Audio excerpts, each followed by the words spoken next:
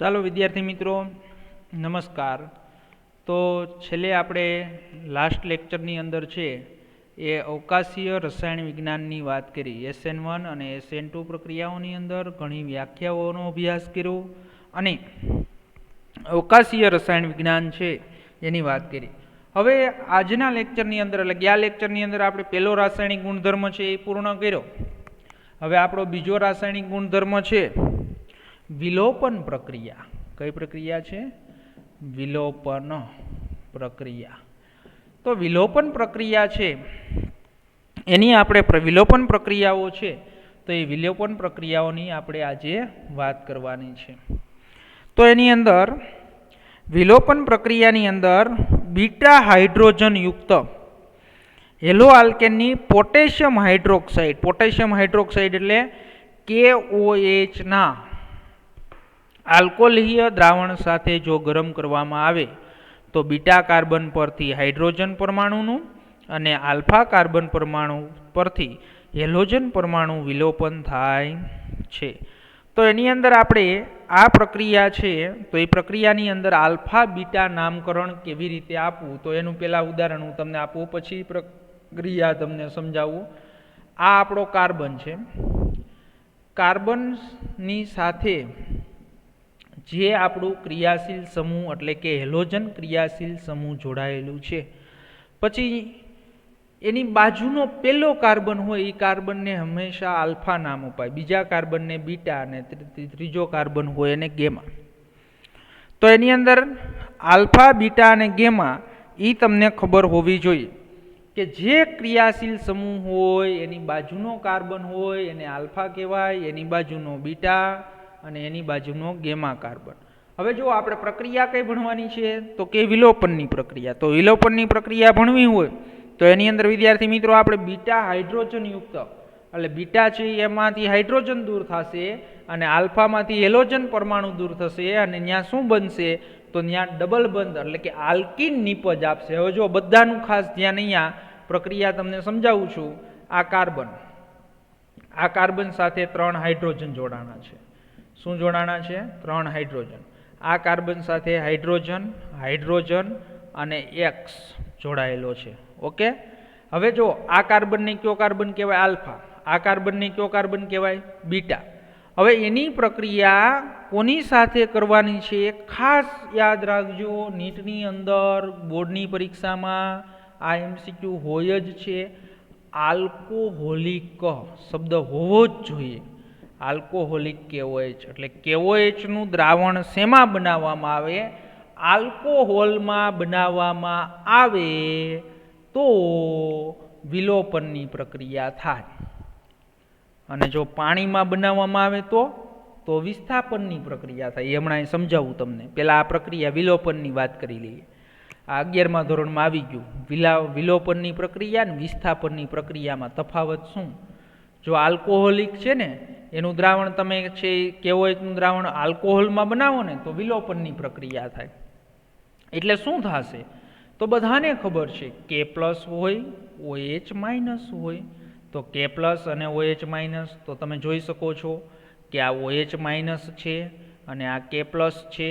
તો હવે જો આલ્ફા કાર્બન ઉપરથી X દૂર થશે એટલે આ તો ઇલેક્ટ્રોન લઈને જ જાય કારણ કે એની વિદ્યુત ઋણતા વધારે હોય એટલે X- તો K+ એટલે શું થઈ ગયું? -KX। ઓકે, હાલો સમજણ પડી ગઈ?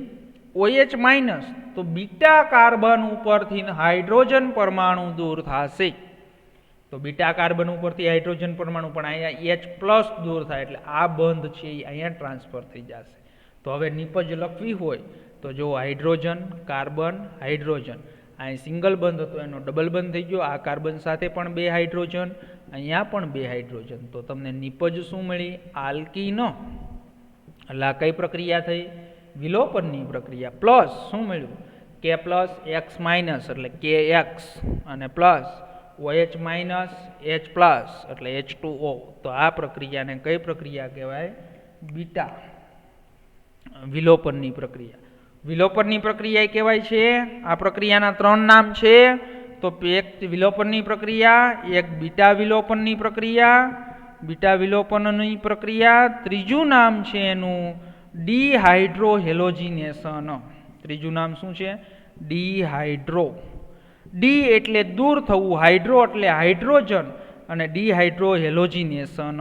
હેલોજિનેશન એટલે શું થાય? હેલોજન દૂર થાય. ડિહાઇડ્રોહેલોજિનેશન. તો આ પ્રક્રિયાના છે એ 3 નામ ઓળખાય છે. બીટા વિલોપનની પ્રક્રિયા તરીકે ઓળખાય છે અને ડિહાઇડ્રોહેલોજિનીકરણ તરીકે, હેલોજિનેશન નહીં, હેલોજિનીકરણ. ઓકે, હાલો, 3 નામ વડે ઓળખાય. પણ વિદ્યાર્થી મિત્રો, આપણે હમણાં ઓલી વાત કરતો તો આલ્કોહોલિક KOH લખેલું ફરજિયાત હોવું જોઈએ. આ જ આપણો પ્રક્રિયક હોય. ખાલી જો KOH લખ્યું હોય ને, ખાલી KOH એટલે એ દ્રાવણ શેમાં બનાવ્યું હોય? તો કે પાણીમાં બનાવ્યું હોય. શેમાં બનાવેલું હોય? પાણીમાં. તો પાણીમાં જો તમે આ દ્રાવણ બનાવેલું હોય તો એની અંદર વિસ્થાપનની પ્રક્રિયા થશે, એટલે એક્સનું વિસ્થાપન OH કરશે તો નિપજ આવી મળશે. હો વિદ્યાર્થી મિત્રો, હાઇડ્રોજન, હાઇડ્રોજન, હાઇડ્રોજન, આ કાર્બન, આ હાઇડ્રોજન, આ હાઇડ્રોજન, અને અહીંયા વિસ્થાપન થશે એટલે OH, અને આ એક્સ હતું તો K પ્લસ એટલે -KX. આ ખાસ યાદ રાખજો. આ પ્રક્રિયા છે એનો પ્રકાર છે વિસ્થાપન. જો પાણીમાં KOHનું દ્રાવણ બનાવ્યું હોય તો વિસ્થાપનની પ્રક્રિયા થાય, અને આલ્કોહોલમાં જો બનાવ્યું હોય તો એને શું કહેવાય? વિલોપનની પ્રક્રિયા કહેવાય છે. ઓકે, પણ હવે પ્રશ્ન ક્યારે થાય? તો એની અંદર હવે જે 3 માર્ક્સનો પ્રશ્ન છે એ મોસ્ટ IMP છે.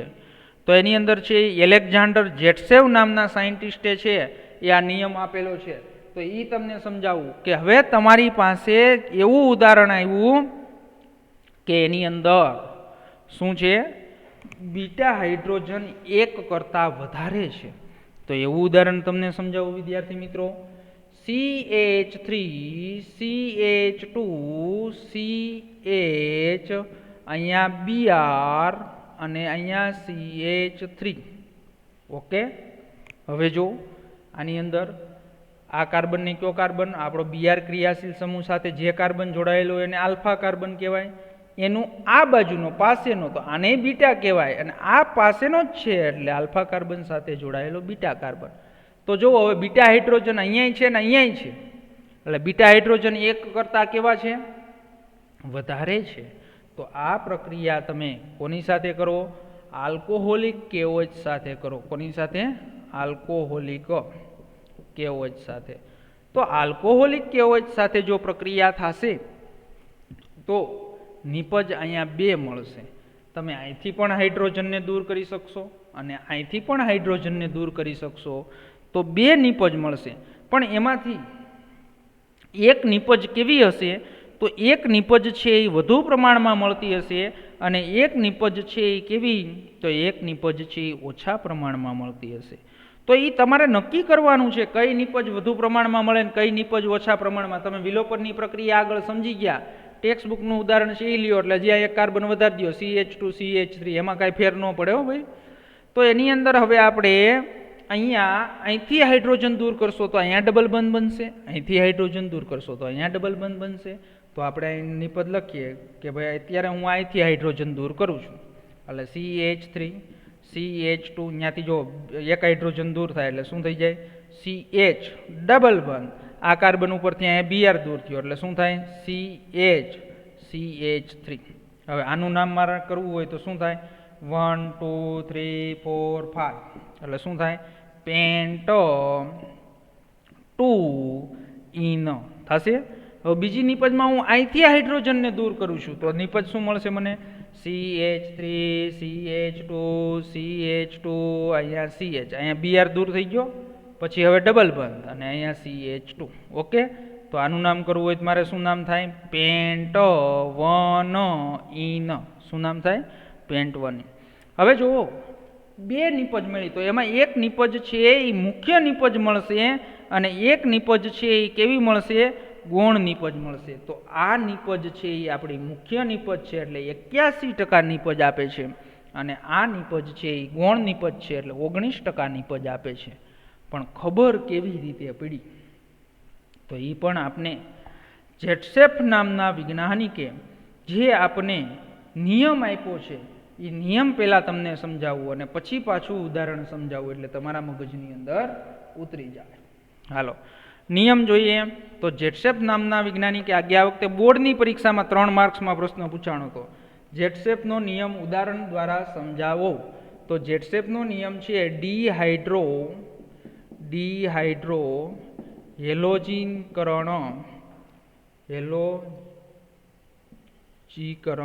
હેલોજીનીકરણ પ્રક્રિયામાં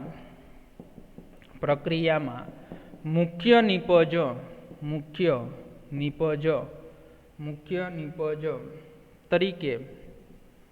તરીકે એવો આલ્કીન, જો આલ્કીન એટલે ડબલ બંધ, નિપજની વાત કરું છું, એવો આલ્કીન મળે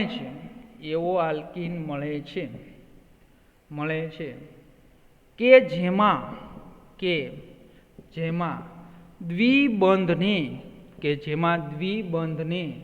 જોડાયેલા કાર્બનની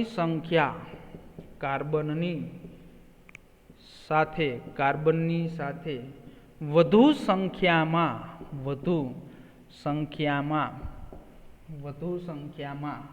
આલ્કાઇલ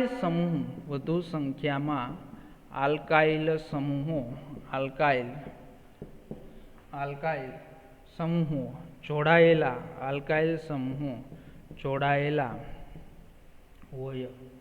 રેડી? હવે જો પેલા ફરીથી એક વખત વાંચી લ્યો કે ડિહાઇડ્રોહેલોજીનીકરણની પ્રક્રિયામાં મુખ્ય નિપજ તરીકે એવો આલ્કીન મળે છે કે જેમાં દ્વિબંધ જોડાયેલા કાર્બનની સાથે વધુ સંખ્યામાં આલ્કાઇલ સમૂહ જોડાયેલા હોવા જોઈએ. હવે તમારે શું નક્કી કરવાનું છે? આમાંથી કઈ નિપજ મુખ્ય છે અને કઈ નિપજ ગૌણ છે? નિપજમાં આલ્કીન એટલે આ ડબલ બંધ કાર્બન. હવે અહીંયા આ કાર્બન ડબલ બંધ કાર્બન સાથે કેટલા આલ્કાઇલ સમૂહ જોડાયેલા છે? તો મને દેખાય ત્યાં સુધી હું એમ કહું આ એક સમૂહ જોડાયેલો છે અને આ 2 સમૂહ જોડાયેલા છે. આ બાજુની નિપજમાં જો કાર્બન આલ્કીન સમૂહમાં કાર્બન સાથે કેટલા આલ્કાઇલ ગ્રુપ જોડાયેલા છે? તો એ બાજુ મને 1 દેખાય છે. તો મુખ્ય નિપજ કઈ પસંદ કરવાની કે જે કાર્બન સાથે આલ્કીનમાં કાર્બન સાથે વધુ આલ્કાઇલ ગ્રુપ જોડાયેલા હોય. તો વધુ એટલે આમાં 2 આલ્કાઇલ ગ્રુપ જોડાયેલા છે એટલા માટે આ નિપજ છે એ મુખ્ય નિપજ છે અને ઓલી નિપજ છે એ કેવી નિપજ છે? તો એ ગૌણ નિપજ છે. તો વિદ્યાર્થી મિત્રો, આ જે જેટસેપ નામના વૈજ્ઞાનિકે છે, જેટસેપે જે આપને રૂલ્સ આપ્યો છે, નિયમ આપેલો છે, તો એ નિયમ આવડવો જોઈએ અને એનું ઉદાહરણ પણ આપને આવડવું જોઈએ. ગયા વખતે છે એ આ બોર્ડની પરીક્ષાની અંદર છે, એ બોર્ડની પરીક્ષાની અંદર શું થયું? તો બોર્ડની પરીક્ષાની અંદર આ ક્વેશ્ચન 3 માર્ક્સની અંદર છે એ પૂછાયેલો હતો. તો વિદ્યાર્થી મિત્રો, આ પ્રશ્ન છે એ પણ મોસ્ટ આઈએમપી છે અને એની અંદર એક એમસીક્યુ છે. એ એમસીક્યુ પણ મેં તમને સમજાવ્યો, તો એ એમસીક્યુ પણ તમને આવડવો જોઈએ. હાલો રેડી? બીજો ગુણધર્મ અહીંયા પૂરો. પછી તમને ટેક્સ્ટબુકમાં આપ્યું છે વિલોપનની પ્રક્રિયા છે. એ વિલોપનની પ્રક્રિયાની વિરુદ્ધ પ્રક્રિયા કઈ હોય? તો વિલોપનની વિરુદ્ધની પ્રક્રિયા વિસ્થાપન હોય. શું હોય? વિસ્થાપન. વિલોપન એટલે આપણો જે પ્રક્રિયક હોય એમાંથી છે એ શું થાય? અણુ દૂર થાય. અને વિસ્થાપનની અંદર તમને ખબર જ છે એ દૂર થાય પણ એની જગ્યાએ બીજો ઉમેરાઈ જાય, પણ વિલોપનમાં ઉમેરાતો નથી. એટલે એ તમને આપ્યું છે એ બ્રેકેટની અંદર, તો એ વાંચી નાખજો એટલે તમારા ખ્યાલ માટે ખબર પડે કે ભાઈ વિલોપન અને વિસ્થાપન 2 પ્રક્રિયા એકબીજાની કેવી છે? તો કે વિરુદ્ધ છે. શું છે? વિરુદ્ધ છે. એ તમને SN1 SN2 ને 2ની હાજરીમાં શું કાંઈ એવું બધું હોય એ બધી માહિતી આપેલી છે, એટલે એ તમે જરાક જોઈ લેજો. હાલો ત્યાર પછી આપણે વાત કરીએ ધાતુઓ સાથેની પ્રક્રિયા. શેની વાત કરીએ આપણે? ધાતુઓ સાથેની પ્રક્રિયા. તો એની અંદર આ જે પ્રશ્ન છે, ત્રીજો રાસાયણિક ગુણધર્મ છે ધાતુઓ સાથેની પ્રક્રિયા. તો ધાતુઓ સાથેની જે પ્રક્રિયા છે એની આપણે વાત કરવી છે વિદ્યાર્થી મિત્રો. તો એની અંદર આ પ્રશ્ન છે એ તમારે બોર્ડની પરીક્ષામાં ગ્રિગ્નાર્ડ પ્રક્રિયક તરીકે છે એ પૂછાશે. શું કરશે? ગ્રિગ્નાર્ડ પ્રક્રિયક. તો એની અંદર આપણે મોટા ભાગના કાર્બનિક જે ક્લોરાઇડ, બ્રોમાઇડ અને આયોડાઇડ સંયોજનો છે એ કેટલાક છે એ ધાતુઓ સાથે પ્રક્રિયા કરી અને શું બનાવે છે તો ધાતુઓ સાથે પ્રક્રિયા કરી અને ધાતુ બંધ ધરાવતા સંયોજનો આપે છે અને આ જે સંયોજનો આપને આપે એને કાર્બોધાત્વીય સંયોજનો કહેવાય છે. શું કહેવાય છે એને? કાર્બોધાત્વીય સંયોજનો કહેવાય છે. અને એ ગ્રિગ્નાર્ડ નામના વૈજ્ઞાનિકે આ પ્રક્રિયાનું સંશોધન કર્યું હતું. એટલા માટે આ પ્રક્રિયા છે એ પ્રક્રિયાને કોના તરીકે ઓળખાય છે તો ગ્રિગ્નાર્ડ પ્રક્રિયક તરીકે ઓળખાય છે. તો એ ગ્રિગ્નાર્ડ પ્રક્રિયક છે એ શું છે તો એ પણ તમને વાત કરી દઉં. ગ્રિગ્નાર્ડ પ્રક્રિયક, ગ્રિગ્નાર્ડ પ્રક્રિયક. તો ગ્રિગ્નાર્ડ જે પ્રક્રિયક છે તો એ પ્રક્રિયકની અંદર આપણે વાત કરીએ તો એની અંદર છે એ શું કહેવાય? Alkyl magnesium halide. ગ્રિગ્નાર્ડ પ્રક્રિયક એટલે શું કહેવાય? Alkyl magnesium halide. હાલો હવે તમારે આને લખવું હોય કેમ લખાય? આલ્કાઇલનો શું લખો તમે? આર. મેગ્નેશિયમનો શું લખાય? એમજી. અને હેલાઇડનો શું લખાય? એક્સ. એટલે શું થાય? R MG X. શું થશે? R MG X. અને આર એમજી એક્સને છે એ કોના તરીકે ઓળખાય છે તો આર એમજી એક્સને ગ્રિગ્નાર્ડ પ્રક્રિયક તરીકે ઓળખાય છે. અને આ પ્રક્રિયા કોની હાજરીમાં કરવાની તો એ ખાસ વિદ્યાર્થી મિત્રો શુષ્ક ઇથરની હાજરીમાં છે એ પ્રક્રિયા કરવાની છે. કોના રાસાયણિક ગુણધર્મ ભણો છો તમે? આલ્કાઇલ હેલાઇડના. તો આલ્કાઇલ હેલાઇડ લ્યો તમે CH3CH2Br. શું લીધું તમે? Alkyl halide. એની પ્રક્રિયા કોની સાથે કરવી છે? મેગ્નેશિયમ ધાતુ સાથે. એટલે જો ટોપિકનું નામ શું આપ્યું? ધાતુઓ સાથેની પ્રક્રિયા. તો ધાતુઓ સાથે પ્રક્રિયા કરી તો એ શું કરે છે તો આલ્કાઇલ હેલાઇડ સાથે છે એ કયો બંધ બનાવે છે તો આલ્કાઇલ હેલાઇડ સાથે ધાત્વીય બંધ બનાવે છે. કયો બંધ બનાવે છે? ધાત્વીય બંધ. તો સંયોજન છે એ તમને શું મળશે તો આ પ્રક્રિયા છે કોની હાજરીમાં તો આ પ્રક્રિયા છે એ તમે શુષ્ક ઇથરની હાજરીમાં પ્રક્રિયા કરો. તો શુષ્ક ઇથરની હાજરીમાં પ્રક્રિયા કરશો તો શું મળશે તમને તો કે CH3CH2 એની સાથે હવે કોણ જોડાઈ જશે? એમજી. અને એમજી સાથે બીઆર જોડાશે. તો આ જે મળ્યું એને શું કહેવાય તો આ મળ્યું એને ગ્રિગ્નાર્ડ. જો આને શું કહેવાય? આર. આને શું કહેવાય? એમજી. અને આને શું કહેવાય? એક્સ. તો આર એમજી એક્સ ને કોના વડે આપણે? ગ્રિગ્નાર્ડ પ્રક્રિયક તરીકે ઓળખીએ છીએ. તો આ છે મળ્યો એ શું મળ્યો? ગ્રિગ્નાર્ડ પ્રક્રિયક. તો ગ્રિગ્નાર્ડ નામના સાયન્ટિસ્ટે છે એનો સાયન્ટિસ્ટનો છે એ થોડોક આપને છે એ શું આપેલી છે તો માહિતી પણ આપેલી છે. તો એ પણ વાંચી લેજો. એ કાંઈ પરીક્ષામાં પૂછાય નહીં. તો એની અંદર જોવો હાલો કે ભાઈ ધાતુઓ સાથેની જે પ્રક્રિયાઓ છે તો મોટાભાગના કાર્બનિક, ક્લોરાઇડ, બ્રોમાઇડ અને આયોડાઇડ સંયોજનો કેટલીક ધાતુઓ સાથે પ્રક્રિયા કરી કાર્બન ધાતુ બંધ ધરાવતા સંયોજનો આપે છે. તો આવા સંયોજનોને કેવા સંયોજનો કહેવાય? કાર્બોધાત્વીય સંયોજનો કહેવાય છે. તો 1900માં વિક્ટર ગ્રિગ્નાર્ડ કાર્બોધાત્વીય સંયોજનોનો અગત્યનો એક વર્ગ આલ્કાઇલ મેગ્નેશિયમ હેલાઇડ RMgXની શું કરી? એણે શોધ કરી. એટલે એના નામ ઉપરથી એની પ્રક્રિયાનું નામ આપ્યું ગ્રિગ્નાર્ડ પ્રક્રિયા કહેવાય છે. તો આ પ્રક્રિયકોને શુષ્ક ઇથરમાં હેલો આલ્કેન સંયોજનની મેગ્નેશિયમ ધાતુ સાથેની પ્રક્રિયાથી મેળવાય છે. તો RMgX મળ્યું. તો એ ગ્રિગ્નાર્ડ પ્રક્રિયકમાં કાર્બન અને મેગ્નેશિયમ વચ્ચે કેવો બંધ હોય? સહસંયોજક હોય છે પણ તે વધુ ધ્રુવીય પણ હોય છે. તો હવે તમે લખો આ Mg અને આ X.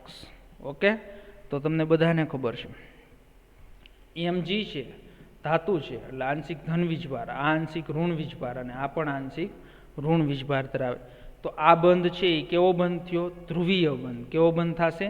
ધ્રુવીય. તો આ છે એ ધ્રુવીય બંધ છે કાર્બન અને મેગ્નેશિયમ વચ્ચેનો બંધ. સહસંયોજક એટલે કાર્બન એટલે ખબર છે ને આલ્કાઇલ અને અહીંયા Mg વચ્ચે છે એ સહસંયોજક બંધ છે પણ તે વધુ ધ્રુવીય છે કારણ કે કાર્બન છે એ ઇલેક્ટ્રોન ધનમય અને મેગ્નેશિયમ પરથી છે એ ઇલેક્ટ્રોનને પોતાની તરફ શું કરે છે? ખેંચે છે. અને મેગ્નેશિયમ અને હેલોજન બંધ છે એ આવશ્યક રીતે આયનીય બંધ છે. એ તો બધાને ખબર જ હોય કે આપણે ધાતુ અને હેલોજન વચ્ચેનો જે બંધ બને તો ઈ બંધ કેવો હોય? તો આ બંધ સ્વભાવમાં છે એ કેવો છે? આયનીય. અને આ બંધ છે એ બંધ કેવો છે? સહસંયોજક. કેવો બંધ છે? સહસંયોજક બંધ. ઓકે, તો એની અંદર છે એ સહસંયોજક બંધ છે. તો ગ્રિગ્નાર્ડ પ્રક્રિયક છે એ અતિ પ્રતિક્રિયાત્મકતા ધરાવે છે, ધ્રુવીય હોવાના કારણે પ્રતિક્રિયાત્મકતા ધરાવે છે, અને તે પ્રોટોનના કોઈ પણ સ્ત્રોત સાથે પ્રક્રિયા કરી અને હાઇડ્રોકાર્બન આપે છે. પ્રોટોનનો સ્ત્રોત, પ્રોટોન એટલે કે ભાઈ એવું તમારી પાસે સંયોજન હોય કે જે સંયોજન છે એ હાઇડ્રોજન ધરાવતું હોય, તો તે ગ્રિગ્નાર્ડ પ્રક્રિયક પાણી, આલ્કોહોલ અને એમાઇન પૂરતા એસિડિક જ છે, જે તેમને અનુવર્તી છે એ શું કરે છે? તો હાઇડ્રોકાર્બનમાં છે એ રૂપાંતરણ કરે છે. તો એનું એક ઉદાહરણ તમને આપી દઉં કે ભાઈ RMgXની પ્રક્રિયા H2O સાથે કરો એટલે હાઇડ્રોકાર્બન આપશે. RMgXની પ્રક્રિયા કોની સાથે કરો? H2O સાથે. એટલે આમાંથી H+ હોય એ R- સાથે જોડાઈ જાય એટલે શું મળી ગયું? હાઇડ્રોકાર્બન. RH ને શું કહેવાય વિદ્યાર્થી મિત્રો? હાઇડ્રોકાર્બન. ઓકે, હાલ પ્લસ શું મળશે આપને? Mg+X- OH- એટલે MgOH અને X આ સંયોજન મળ્યું. ઓકે, એનું એક ઉદાહરણ તમને બીજું આપું કે તમને સમજાય એવું ઉદાહરણ આપું કે ભાઈ CH3MgBr એટલે આને શું કહેવાય? Methyl magnesium bromide. આનું નામ જો ભાઈ, મિથાઇલ મેગ્નેશિયમ બ્રોમાઇડ. એની H2O સાથે એટલે આ CH3 સાથે જોડાઈ જાય એટલે શું બની જાય? CH4 એટલે હાઇડ્રોકાર્બન બની ગયું મિથેન. પ્લસ શું મળે આપને? MgOH અને બ્રોમાઇડ. ઓકે, હાલો, તો એની અંદર ગ્રિગ્નાર્ડ પ્રક્રિયક છે એ પ્રોટોન ધરાવતા સંયોજન સાથે જોડાય અને તેને અનુવર્તી હાઇડ્રોકાર્બનમાં રૂપાંતરણ પામે છે. તેથી ગ્રિગ્નાર્ડ પ્રક્રિયકમાંથી ભેજનું અલ્પ પ્રમાણ પણ છે એ દૂર કરવું આવશ્યક બને. આપણે કીધું ને કે ભાઈ આ પ્રક્રિયા ગ્રિગ્નાર્ડ પ્રક્રિયક બનાવવું હોય તો એની અંદર તમારે કોની હાજરી હોવી જોઈએ? શુષ્ક ઇથરની હાજરી હોવી જોઈએ. શું કાં શુષ્ક ઇથરની હાજરી હોવી જોઈએ? કારણ કે એમાં ભેજનું પ્રમાણ ચાલશે નહીં. એટલે જો હોય તો એ શું કરે? શુષ્ક ઇથર ભેજ શોષક પદાર્થ છે. ગ્રિગ્નાર્ડ પ્રક્રિયા છે જો એમાં ભેજ હોય તો તરત જ આ H2O સાથે પ્રક્રિયા કરીને હાઇડ્રોકાર્બન આપી દે. પણ જો એ પ્રક્રિયા છે એ ઇથરની હાજરીમાં કરો એટલે પછી એ શું થશે? પ્રક્રિયા આગળ થશે નહીં. તો બીજી તરફ આને હેલાઇડ સંયોજનમાંથી હાઇડ્રોકાર્બન સંયોજનમાં રૂપાંતર કરવા માટેની પદ્ધતિમાંથી એક પદ્ધતિ યોગ્ય પદ્ધતિ તરીકે પણ ગણવામાં આવે છે. ઓકે, હાલો, સમજણ પડી ગઈ? હવે વુડ્સ પ્રક્રિયા છે તો વુડ્સ પ્રક્રિયા છે એ પણ તમે ક્યાં ભણી ગયા? ધાતુઓ સાથેની આ મેગ્નેશિયમ સાથેની પ્રક્રિયા હતી. હવે એવી જ રીતે 11મા ધોરણની અંદર તમે વુડ્સ પ્રક્રિયા ભણી ગયા, સોડિયમ ધાતુ સાથેની પ્રક્રિયા. તો એ પણ બધાને આવડે છે કે ડબલ કાર્બનવાળા છે એ આલ્કાઇલ સમૂહ તમને આપે. આ પણ વિદ્યાર્થી મિત્રો MCQની અંદર બોર્ડની પરીક્ષામાં મોસ્ટ IMP છે વુડ્સ પ્રક્રિયા. તો વુડ્સ પ્રક્રિયા આપણે જોઈએ તો બધાને આવડે છે કે વુડ્સ પ્રક્રિયા 11મા ધોરણની અંદર તમે ભણી ગયા. એની અંદર હેલો આલ્કેનો એટલે RH. તો RXની સોડિયમ ધાતુ સાથે પ્રક્રિયા કરતાં 2 મોલ લેવાના હેલો આલ્કેનના. એની સોડિયમ ધાતુ સાથે પ્રક્રિયા કરતાં શું મળશે તમને? તો હાઇડ્રોકાર્બન મળશે. પણ જે હાઇડ્રોકાર્બન તમને મળે છે તો એ હાઇડ્રોકાર્બન બમણા કાર્બન ધરાવતો આલ્કેન આપશે. ઓકે, સામાન્ય રિએક્શન લખો. હું છે ને તમને રિએક્શન સમજાવી દઉં કે ભાઈ જો CH3Cl ક્લોરોમિથેન લીધું, એની સાથે સોડિયમની પ્રક્રિયા કરી એટલે 2 મોલ તમે શું લીધું? ક્લોરોમિથેન. એટલે હવે શું થશે? CH3 સાથે CH3 જોડાઈ જશે એટલે ઇથેન મળ્યું તમને. શું મળ્યું? ઇથેન. જોજો ભાઈ આ પ્રક્રિયાઓ બધી આવડવી જોઈએ. તો તમને છે એ આ શું મળશે? ઇથેન. અને પ્લસ 2 શું મળશે તમને? NaCl. ઓકે, 2 મોલ એને રિએક્શન થઈ ગયું સંતુલિત. તો શું આપ્યું તમને? બમણા કાર્બનવાળો આલ્કેન આપશે. તો આ પણ પ્રક્રિયા મોસ્ટ IMP છે.